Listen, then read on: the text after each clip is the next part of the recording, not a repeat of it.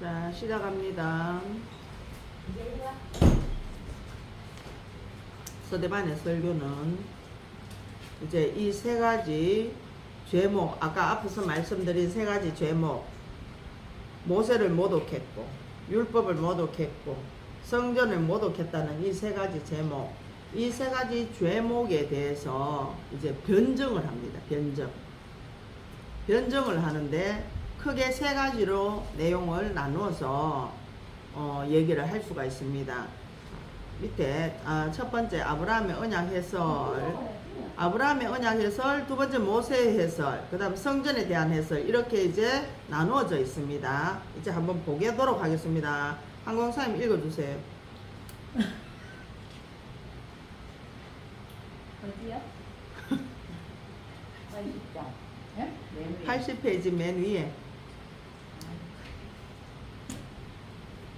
서대반의 설교는 이 세 가지 제목을 대한 변정이기에 크게 세 가지의 내용을 분류할 수 있습니다. 1. 아브라함의 언약 해설. 하나님은 모세 이전에 아브라함에게 언약을 주셨으며 우리가 하나님의 백성이 된 것은 모세의 율법 때문이 아니라 아브라함에게 주셨던 언약을 통해서라는 것을 가르칩니다. 2. 모세의 율법 해설. 모세의 역사를 설명하면서 모세보다 위대한 율법의 완성자 예수 그리스도를 소개합니다. 모세는 예수 그리스도의 모형이요 그림자입니다.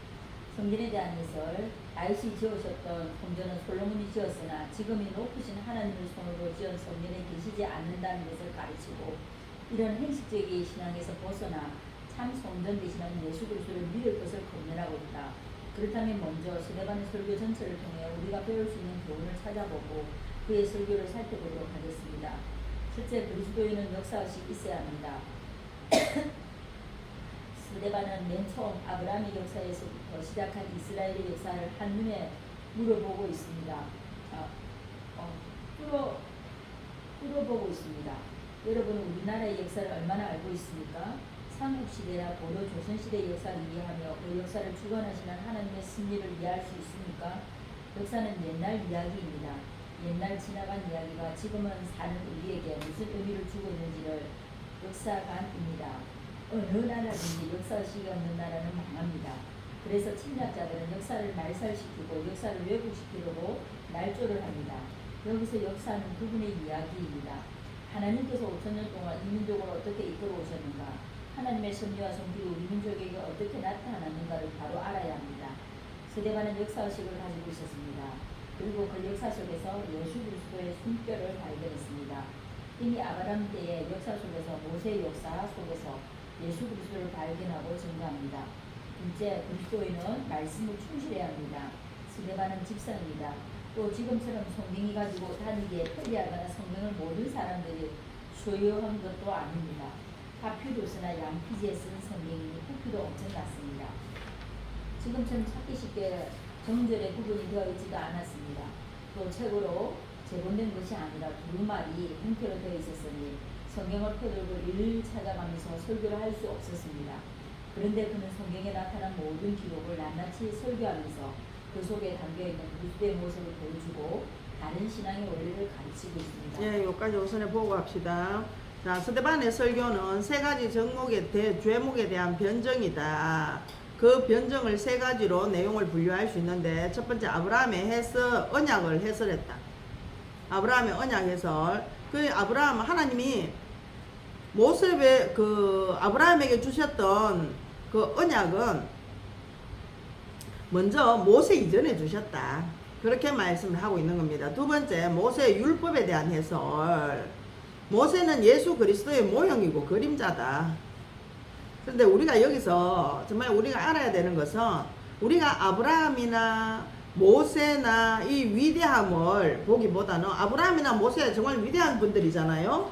근데 이분들의 그 위대함을 보기보다 먼저 우리가 아브라함이나 모세를 붙들고 역사하시는 하나님을 보는 눈을 가져야 됩니다.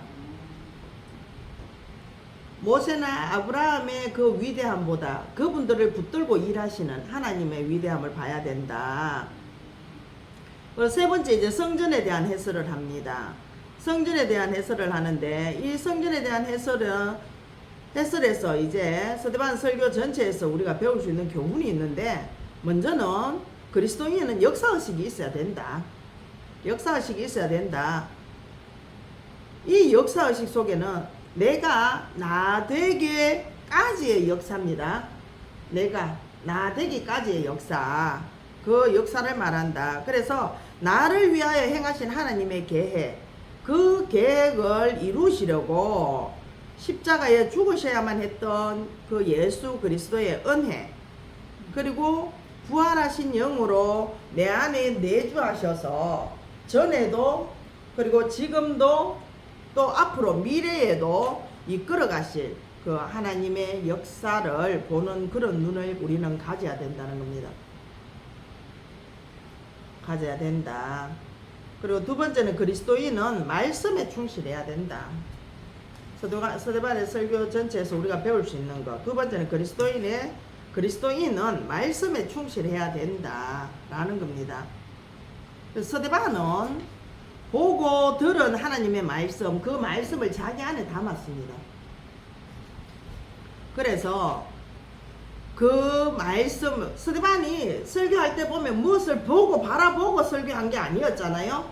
그냥 아무것도 없는 상태에서 쫙 읊어 나갔습니다. 그죠? 그렇게 했다는 것은 하나님의 말씀을 들었고 보았던 그 말씀들을 자기 안에 담고 있었다는 겁니다.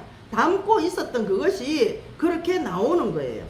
그래서 우리도 마찬가지입니다. 우리가 필요할 때마다 성경에서 그것을 찾는 것이 아니라 정말 평소에 내 안에 담겨진 말씀이 나와야 되는 겁니다.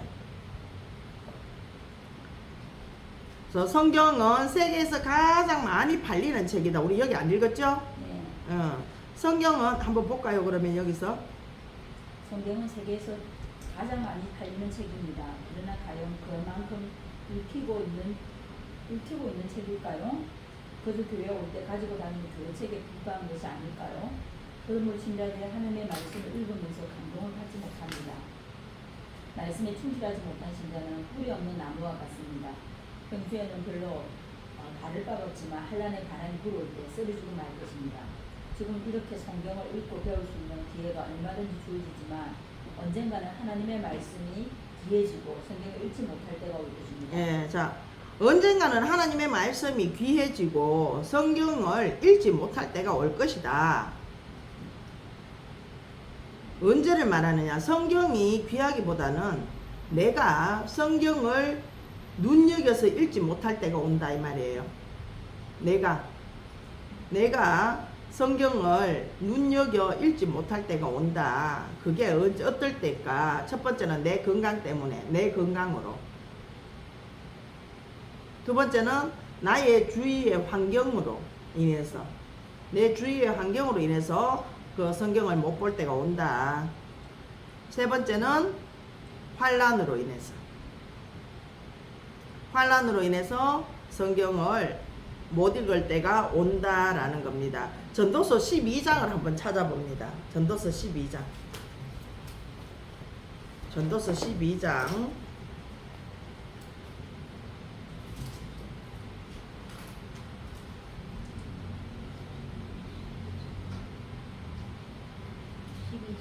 예, 12장. 몇 절도? 1절로 7절을 한번 봅니다. 12장 1절로 7절을 찾았으면 한 목소리로 같이 한번 읽어봅니다. 시작. 나는 청년의 때에 늘 창조주를 기억하라. 그 공부한 날이 이르기 전에 나는 아무나 뵙기라고 한 후에 바뀌기 전에 해와 달과 날과 별들이 어둡기 전에 이기에 구름이 다시 일어나기 전에 거기라. 그러나 나는 집을 지키는 자들이 그럴 것이며 힘 있는 자들이 무너질 것이며 맷돌질하는 자들의 이적으로 거칠 것이며 상들을 내다보는 자가 어두워질 것이며 길거리의 문들이 닫혀질 것이며 맷돌 소리가 적어질 것이며 새 소리로 말미암아 일어날 것이며 엄막한 이들 자들 아세하여질 것이며 또한 그런 자들은 높은 곳을 누워할 것이며 길에서는 노래할 것이며 살구나무 꽃이 필 것이며 맷돌이도 진될 것이며 종족이 그치니 아니 사람이 자기의 영원한 집으로 돌아가고 종족들이 결국 왕하게 되리라. 오늘은 언투이 끓이고 음부들이 깨지고 항아리가 곁에서 썩이고 바퀴가 우물 위에 깨지고 썩은 여전히 땅으로 걸어가고 위험한 것을 줍시 하나님을 들어가기 전에 기억하라. 하나님께로 돌아가기 전에 기억하라. 이런 날이 오기 전에 우리는 성경을 많이 읽어야 된다. 성경을 많이 읽어야 된다. 그래서 언젠가는 우리가 하나님의 말씀이 귀해지고 성경을 읽지 못할 때가 올 것인데, 그때가 성경이 귀해서 그렇다라기보다는 내가 성경을 눈여겨서 읽지 못할 때가 오는데, 그때가 내 건강 때문일 수도 있고 나의 주위 환경으로 인해서 올 때도 그럴 수도 있고, 그리고 환난으로 인해서, 앞으로 올 환난으로 인해서 그럴 때도 있다. 그래서 이럴 때가 오기 전에, 우리가 하나님께로 돌아가기 전에 성경을 많이 읽어야 된다라는 겁니다. 자, 밑에 아모스 선지자. 아모스 선지자는 그때에 대해 이렇게 말했습니다. 주 여호와께서 가라사대 보라 날이 이를지라 내가 기근을 땅에 보이리니 양식이 없어 주림이 아니며 물이 없어 가람이 아니요 여호와의 말씀을 듣지 못하는 기갈이라. 사람 이발에서 저 바다까지 북에서 동까지 비틀거리며 여호와의 말씀을 구하려고 달려 왕래하되 얻지 못하리니 그날에 아름다운 처녀와 젊은 남자가 다 가라여 피곤하리라. 설마 이런 때가 오겠느냐고 하지 마십시오. 국가적으로 세계적으로 이런 말씀의 기갈은 있겠지만 개인적으로 말씀의 기갈이 올 것입니다. 성경을 읽고 싶어도 살기에 바빠 도무지 가까이 하지 못할 때가 있을 것입니다. 시간이 있어 성경을 읽고 싶어도 눈이 침침해서 읽지 못할 때가 올 것입니다. 목사님의 설교를 듣고 싶어도 몸이 불편해 교회 나오지 못할 때가 있습니다. 교회 나와 앉아있어도 귀가 어두워 알아듣지 못할 때가 옵니다. 만약 지금처럼 성경을 읽고 배우기 좋을 때 말씀으로 채워지지 않는다면 장차 다가올 영적 시련기를 어떻게 이겨나갈 수 있겠습니까? 여기 아까 위에 보니까 아모스 선지자가 말씀했는 아모스 8장 11절로 13절. 주 여호와께서 가라사대 보라 날이 이를지라 내가 기근을 땅에 보내니라 양식이 없어 주림이 아니며 물이 없어 가람이 아니요 여호와의 말씀을 듣지 못한 기갈이라. 사람이 이 바다에서 저 바다까지 북에서 동까지 비틀거리며 여호와의 말씀을 구하려고 달려 왕래하되 얻지 못하리니 그날에 아름다운 처녀와 젊은 남자가 다 가라여 피곤하리라. 그렇게 말씀을 하고 있습니다. 근데 밑에 설마 이런 때가 오겠냐고 하지 마십시오 그랬죠. 설마 이런 때가 오겠나. 그런 날이 다가오고 있다는 겁니다. 그런 날이 다가오고 있다. 요한복음 9장 4절에 보면은 밤이 오면 일할 수 없다 라고 말을 하고 있습니다. 밤이 오면 일할 수 없다. 그 밤이 곧 다가오고 있다는 거예요. 요한복음 9장 4절에 밤이 오리니 그랬거든요. 그 밤이 지금 다가오고 있다는 겁니다. 밤이 오면 일을 할 수가 없는 그 밤이 다가오고 있는 중이다. 그 증거가 말세의 증거로 나타나고 있습니다. 말세의 증거로. 그럼 말세의 증거 중에서 대표적인 것이 뭘까? 말세의 증거 중에서 대표적인 것. 첫째, 예수 그리스도에 대한 사랑이 식어지고 있습니다. 예수 그리스도에 대한 사랑이 식어지고 있다.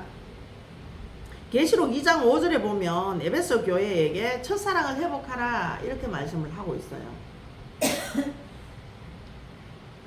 그리고 두 번째 보면 모이기를 패한다. 모이기를 패하고 있습니다. 히브리서 10장 25절에 모이기를 패하는 사람들의 습관을 같이 하지 말라고 하면서 그 날이 가까울수록 더욱 그리해라 이렇게 말씀을 하고 있습니다. 세 번째는 자기 유익을 쫓아 산대요. 자기 유익을 쫓아 산다. 말세의 증거. 교회 안에서 주를 위한다는 삶이 아니라 자신의 유익을 쫓아서 사는 사람들이 많아진다는 겁니다. 주를 위한다는 그런 삶이 아니고 자기 유익을 쫓아 사는 사람들이 교회 안에서 많아진다. 그래서 디모데후서 4장 3절에 보면 마지막 때가 되면 교회 안에 성도들이 사욕을 쫓아 살아갑니다. 디모데후서 4장 3절에 사욕을 쫓는 서성을 많이 만들지 마라 그랬거든요. 그래서 마지막 때가 되면 자기 사역을 쫓는 교훈들, 그 교훈들을 자꾸 받아들입니다. 그래서 그런 사역을 쫓는 성도들이 많아진다는 거예요. 목회자는 진리가 아닌 그런 사역을 쫓는 교훈들을 복음이라고 위장을 합니다. 위장을 해서 전하게 됩니다. 그래서 아모스 선지자는 양식이 없어 주림이 아니며 물이 없어 기갈이 아니며 하나님의 말씀, 진리의 말씀을 듣지 못하는 기갈의 때가 오리라, 이렇게 말을 하고 있습니다. 이런 날이 오기 전에 우리는 진리의 말씀을 붙들고 진리의 말씀을 주는 자들이 되어야 된다는 겁니다. 진리의 말씀을 주는 자. 먼저 진리의 말씀을 주려면 내가 진리의 말씀을 먹어야 되고 그 말씀이 내 안에 새겨지고 붙들어져야 되겠죠. 그리고 난 다음에 우리는 진리의 말씀을 주는 자가 되어야 된다라는 겁니다.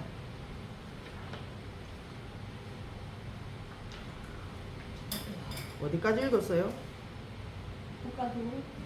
국가적으로 아십니까? 바울이 여기 읽을 차례죠. 예. 예. 바울이 디모데에게 보낸 편지인 디모데전서 4장 10절을 보십시오. 성도들이 어떤 때 업신여김을 받는다고 했습니까? 신자가 하나님의 말씀을 모르고 업신여김을 받았습니다. 신자가 행실에 본이 되지 못하고 업신여김을 받습니다. 그러므로 우리는 우리 속에 있는 소망의 이유에 관하여 묻는 자에게 대답할 항상 예비해야 합니다. 변론하기 위해서가 아닙니다. 그들에게 바른 진리를 가르치고 보여주기 위해서입니다. 스데반은 말씀에 충실했던 사람이기에 사내들인 공회 앞에서도 두려움 없이 바로 서서 변론할 수 있었습니다. 그가 한란을 순교한 적 신앙으로 이겨나갈 수 있었던 것도 이 말씀의 능력에서 나온 것입니다. 여기서는 스데반의 설교를 살펴보는 데 있어서 본문이 충실하기보다는 하나님께서 당시 비난자들에게 이 말씀을 주시듯이 이 가그사를 통해 지금의 우리에게 주시고자 하는 의미가 무엇인가 하는 관점에서 살펴보려고 합니다. 1. 아브라함과의 언약. 유대인들은 비난은 스데반과 교도들이 율법과 모세를 비난했다는 데 있습니다. 그래서 스데반은 이 부분에서 하나님은 모세에게 율법을 주시기 전에 그리고 솔로몬에게 성전을 세우도록 허락하시기 전에 아브라함에게 언약을 주셨음을 강조하고 있습니다. 하나님이 아브라함과 맺으신 언약은 요셉의 시대에 와서 성취되었는데 이 요셉은 예수의 그림자입니다. 그러므로 아브라함의 언약은 예수님께서 성취된 것을 보여주는 것입니다. 첫째, 하나님은 아브라함에게 일방적인 언약을 하셨습니다. 하나님께서 아브라함과 맺으신 언약은 일방적이었습니다. 그가 하란에 있기 전 메소포타미아에 있을 때에 하나님이 나타나 명령하셨고 언약을 맺으셨습니다. 창세기 보면 하란에 있을 때 하나님이 아브라함에게 나타나 말씀하신 것처럼 보여집니다. 그러나 창세기 12장에 말씀하신 것은 하란에서 맺은 두 번째 언약입니다. 그보다 먼저 아브라함이 메소포타미아에 있을 때 하나님께서 이미 말씀하셨다고 했습니다. 여기서 아브라함이 삶의 기반을 갖추고 있었고 오래도록 살아오던 갈대아우르를 떠난 이유가 설명되는 것입니다. 그가 메소포타미아에 있을 때에 하나님을 섬기기 전이었습니다. 우상의 도시에 살고 있을 때입니다. 그때 하나님이 내 고향과 친척을 떠나 내가 내게 볼 땅으로 가라고 하셨습니다. 이것은 하나님의 일방적인 언약입니다. 아무런 조건이 없습니다. 목적도 말씀하지 않으셨습니다. 이 명령을 지키면 이러이러하게 복주겠다고 약속도 없습니다. 그러나 아브라함은 순종하여 메소포타미아를 떠났던 것입니다. 그가 하란에 있을 때 두 번째 나타나심은 아브라함의 도중에 낙심했을 때입니다. 아브라함이 약속 하나만 믿고 먼 나라를 여행하던 중 중간에 머물러 더 이상 나가지 못하고 있을 때 하나님은 다시 나타나 너는 나의 본토 친척 아비집을 떠나 내가 내게 지시한 땅으로 가라고 하셨습니다. 그가 하란에 머무는 것은 온 가족이 함께 떠났기 때문이었을 것입니다. 아브라함은 세 형제 중 막내인듯합니다. 이것은 창세기 11장을 보면 알 수 있습니다. 때로는 70세에 새 쌍둥이를 낳은 것이 아니라 첫 아들을 낳은 것입니다. 그런데 데라가 205세에 죽을 때 아브라함은 75세이거나 그 이하였을 것입니다. 결국 데라는 130세에 아브라함을 낳았다고 보아야 합니다. 결국 아브라함은 위로 아버지와 그 형제가 있었습니다. 그러니 이 가족이 갈대 우르를 떠나 하나님을 원하시는 곳으로 여행할 때 아브라함은 아무런 권한이 없었을 것입니다. 그러므로 하나님은 가장인 게라가 죽은 후 내 본토 친척 흑히 아비 집을 떠나라고 한 것입니다. 이때 하나님은 그에게 복 주실 것에 대해서 분명히 약속하셨습니다. 그러나 역시 아브라함에게 선택권을 주지 않으셨습니다.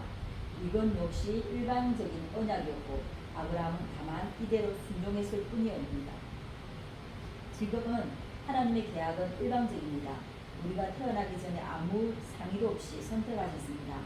또 우리가 상의하거나 타협도 없이 떠나라 하십니다. 이것은 하나님의 선택받은 백성들이 세상과 구별되고 세상에 물들지 않기를 원하시기 때문입니다. 이렇게 일방적인 언약, 일방적인 명령에도 우리는 믿고 따르는 것은 그분이 항상 우리 편에 서서 우리를 위해 일하시기 때문입니다. 둘째, 하나님은 아브라함을 언약의 수종자로 택하셨습니다. 당시 갈대 우르에서만 수많은 사람이 살고 있었는데 왜 하필이면 아브라함을 선택하셨을까요? 이것은 전적인 하나님의 은혜이고 공의이지만 아브라함의 편에서는 그 이유를 찾아볼 수 있습니다. 아브라함은 믿음의 사람입니다. 그는 하나님이 부르셨을 때 갈 바를 알지 못하고 하나님만 따라가며 모든 것이 합력하여 손을 이루게 하실 것을 믿었기 때문입니다. 발붙일 만큼의 유업도 주지 않으시고 다만 이 땅을 아직 자식도 없는 저의 씨에게 소유를 주신다고 약속했을 때 그는 이것을 믿었습니다. 그리고 100세가 되어도 조금도 의심치 않고 이를 이룰 줄을 확신하였습니다. 이런 믿음의 사람은 하나님은 선택하십니다. 네, 자, 아브라함과의 언약, 이 사도행전 1절로 17, 16절 해놨는 여기 사도행전 7장입니다. 사도행전 7장은 스데반 설교가 기록되어 있는 내용이죠. 그래서 스데반의 설교 1절로 16절에 보면 아브라함과의 언약했던 부분들을 말씀을 하고 있는데 아브라함의 언약은 예수님에게서 성취될 것을 보여주는 것이다. 그러면서 갈라디아 3장 16절을 기록을 해놨습니다. 갈라디아 3장 16절, 이 약속들은 아브라함과 그 자손에게 말씀하신 것인데 여럿을 가리켜 그 자손들이라 하지 아니하시고 오직 하나를 가리켜 내 자손이라 하셨으니 곧 그리스도라. 이렇게 기록되어 있습니다. 갈라디아서에 3장 16절에 자손들이 아브라함의 자손이 여럿이에요. 여럿인데 그 여럿인데도 여럿을 가리켜서 말씀하시는 것이 아니라 그러면 자손들 이렇게 할 건데 그렇게 안 하고 한 사람을 가리켜서 네 자손 이렇게 얘기를 했다는 거예요. 그 네 자손이 누구다? 오직 그리스도다. 그 그리스도가 아브라함에게서 성취될 것을 보여주는 내용이었다. 그래서 이것은 하나님이 아브라함에게 하신 약속인데 이 약속은 하나님께서 일방적으로 하신 약속이다. 첫 번째, 일방적으로 하신 언약이다. 그리고 두 번째는 하나님은 아브라함을 언약의 수종자로 택했다. 하나님이 아브라함을 택했다는 거예요. 택했는데 그것도 하나님이 일방적으로 택한 겁니다. 아브라함하고 의논한 게 아니라는 거예요. 그러면 왜 하필이면 하나님은 많고 많은 사람들 중에서 아브라함을 선택했을까? 왜 아브라함을 선택했을까요? 아브라함은 믿음의 사람이에요. 그렇죠. 아브라함은 믿음의 사람이었기 때문에 그렇습니다. 하나님은 믿음의 사람을 선택하신다 라는 겁니다. 그리고 아브라함은 순종의 사람이었어요. 이 순종은 믿음을 행동으로 나타내는 게 순종이죠. 믿음을 행동으로 나타내는 것이 순종입니다. 그래서 야고보서에 보면 야고보 2장 26절에 행함이 없는 믿음은 죽은 믿음이다. 그렇게 말씀을 하고 있습니다. 그리고 아브라함은 이제 하나님은 아브라함은 그 순종의 사람이요, 믿음의 사람이요, 순종의 사람이요, 그리고 아브라함은 소망의 사람이었다. 소망의 사람이었다 라는 겁니다. 그래서 하나님은 그 아브라함을 선택했다 자, 밑에 아브라함은 순종의 사람이었다. 한번 읽어볼게요. 아브라함은 순종의 사람이었습니다. 순종은 믿음을 행동으로 나타내 보이는 것입니다. 만약 하나님이 본토 친척을 떠나라 하셨는데 예 믿습니다 하고 떠나지 않는다면 이것은 믿음이 아닙니다.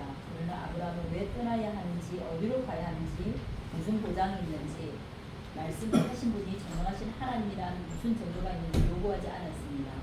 다만 순종한 이유는 하나님이 말씀하셨기 때문이며 하나님이 믿었기 때문입니다. 이런 순종의 사람은 하나님의 언약의 수종자를 선택하신 것입니다. 아브라함은 소망의 사람이었습니다. 아들이 없어도 있는 자처럼 이삭을 바치라 해도 다시 살아올 것처럼 죽을 때까지 약속을 실현하지 않았지만 이미 이루어진 것처럼 조금도 실망하지 않았습니다.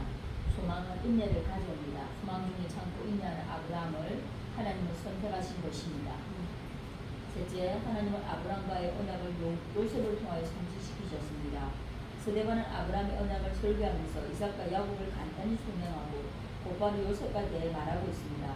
이것은 아브라함의 언약은 요셉을 통하여 점진적으로 성취되고 있으며 요셉은 구약의 인물 중 가장 두드러진 예수 그리스도의 그림자이기 때문입니다.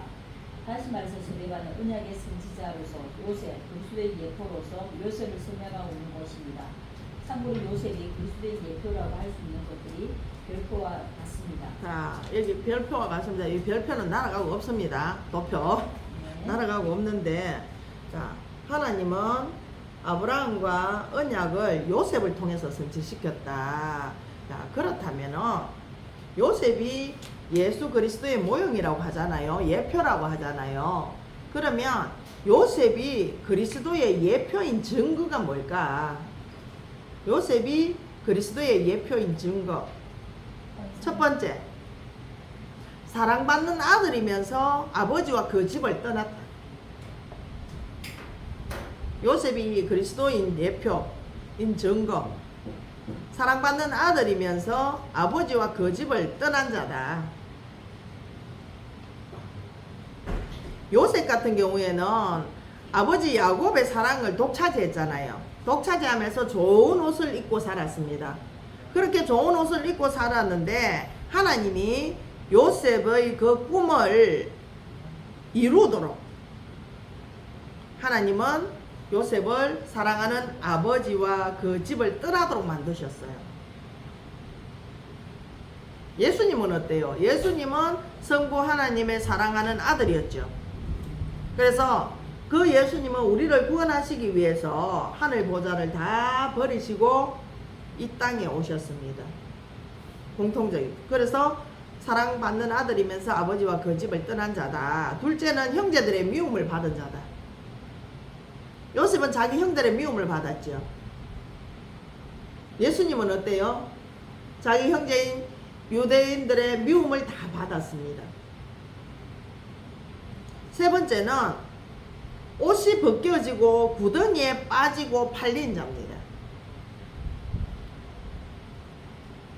형들은 요셉은 형들에 의해서 이스마엘의 상인들, 그 상인들에게 은 20에 팔렸어요. 노예 상인들에게. 예수님은 가룟 유다를 통해서 은 30에 팔렸습니다.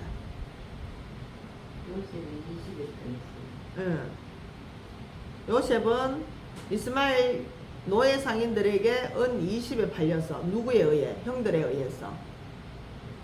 예수님은 은 30에 팔렸습니다. 네 번째는 유혹의 시험에서 승리한 자다. 유혹의 시험에서 승리했다. 요셉은 보디발의 아내의 그 유혹의 손길에서 승리했죠. 예수님은 마귀의 그 시험에서 사단의 시험과 유혹에서 승리를 했습니다.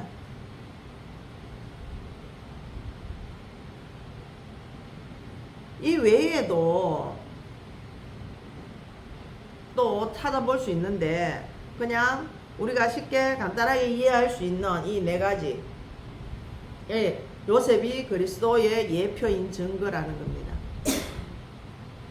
그러면 첫 번째, 사랑받는 아들이면서 아버지의 집을 떠났다. 아버지와 그의 집을 떠난 자다.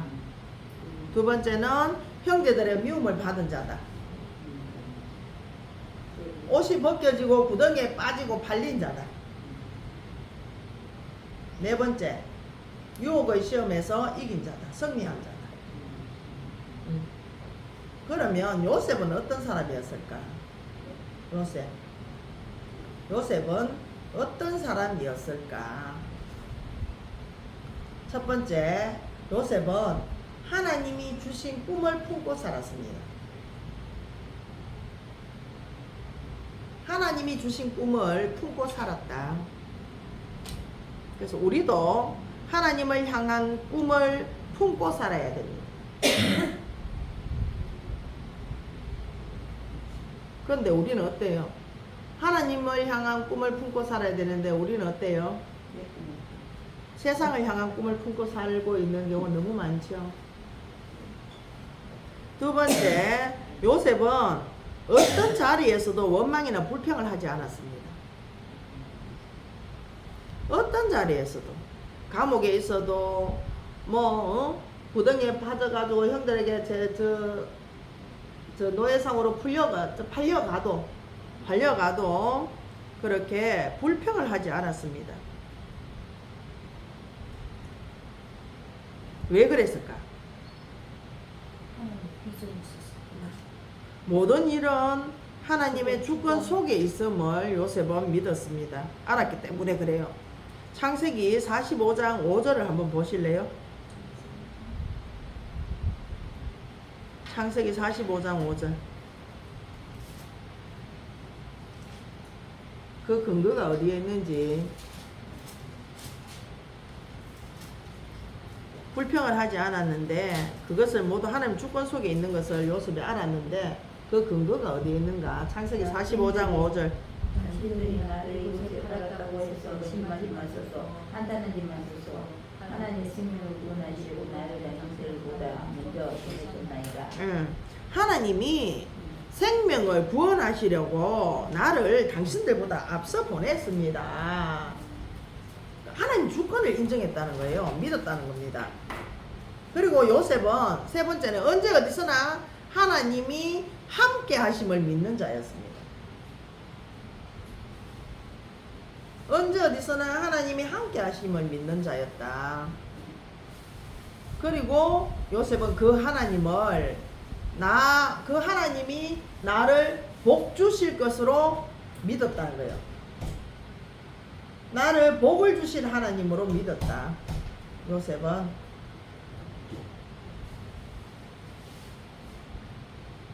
복을 주실 하나님으로 믿었다. 요셉은 그런 사람이었더라 라는 겁니다.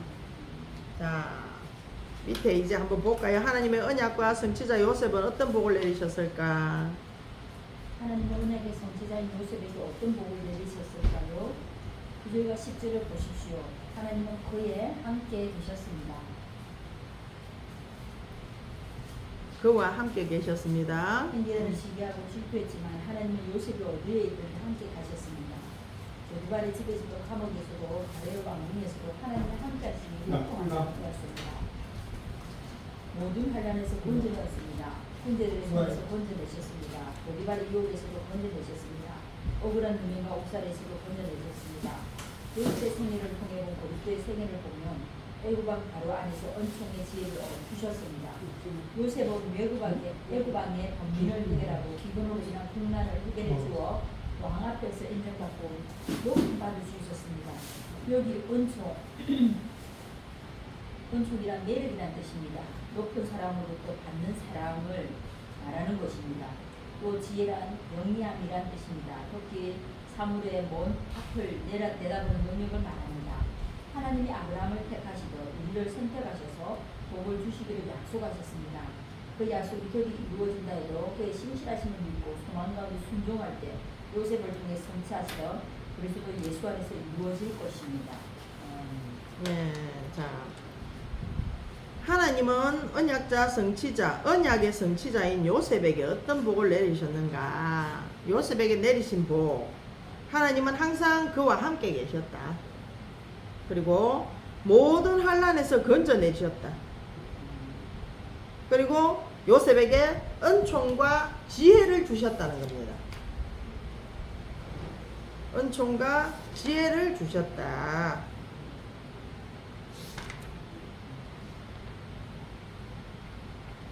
은총과 지혜를 주셨다 라는 것입니다.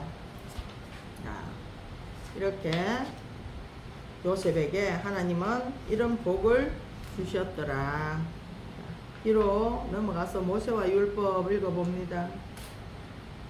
모세와 율법, 당시 서대반과 기독교인들을 고소하고 비방하는 자들이 가장 큰 부실은 예수의 새 종교가 모세와 율법을 파괴한다는 것임을 이미 말씀드렸습니다.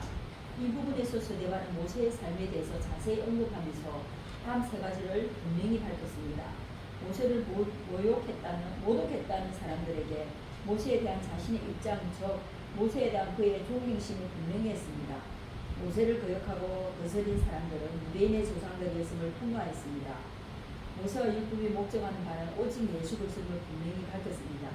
이와 같이 율법이 우리를 그리스도에게 인도하는 몽학선생, 후견인 가증교사가 되어 우리로 하여금 믿음으로 말미암아 어렵다 하심을 얻게 하려 함이니라. 여기서 우리에게 주는 교훈을 살펴봅시다. 첫째, 하나님은 당신의 택한 자녀들이 어디로 있든지 버리지 않고 찾으십니다. 요셉을 알지 못하는 새 임금이 나와 백성들을 괴롭게 하고 어린아이들을 죽일 때 그들은 이 큰 고통 속에서도 하나님이 자신들을 버리시거나 잊으신 것 줄 알았습니다. 그러나 출애굽기 2장 23절에서 25절을 보십시오. 그 고역으로 인하여서 부르짖는 소리가 하나님께 상달된지라. 하나님이 그 고통소리를 들으시고 아브라함과 이삭과 야곱에게 세우신 그 언약을 기억하사 이스라엘 자손을 건영하셨더라. 고통 속에서 신음하는 백성들을 위하여서 80년 후에 내다보면 한 사람을 준비케 하십니다. 사람의 생각대로라면 얼마나 긴 세월입니까? 지금 장성한 사람 중 하나를 세우는 것이 얼마나 더 효과적이며 능률적일까요? 그러나 사람은 조급해 하지만 하나님은 결코 서두르지 아니하십니다. 하나님은 택하신 자녀를 잊지도 않고 버리지도 아니하십니다. 여인이 어찌 그 젖먹는 자식을 잊겠으며 자기 태에서 난 아들을 동일히 여기지 않겠느냐. 그들은 혹시 잊을지라도 나는 그를 잊지 아니할 것이라. 그리고 그들을 인도하시며 보호하십니다. 하나님의 위대한 계획을 따라서 말입니다. 둘째, 하나님은 애굽의 노예가 된 당신의 애굽 이스라엘을 위해 모세를 예비하시듯이 제 노예가 된 당신을 백성들을 위해 예수 그리스도를 준비하셨습니다. 우리는 모세와 예수님에게서 비슷한 점을 발견할 수 있습니다. 이스라엘 구원자이신 모세의 체험이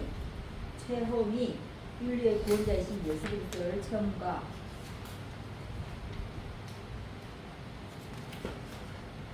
일치하고 있음을 발견할 수 있습니다. 이것은 모세와 율법이 목적하는 바는 곧 예수 그리스도임을 말하는 것입니다.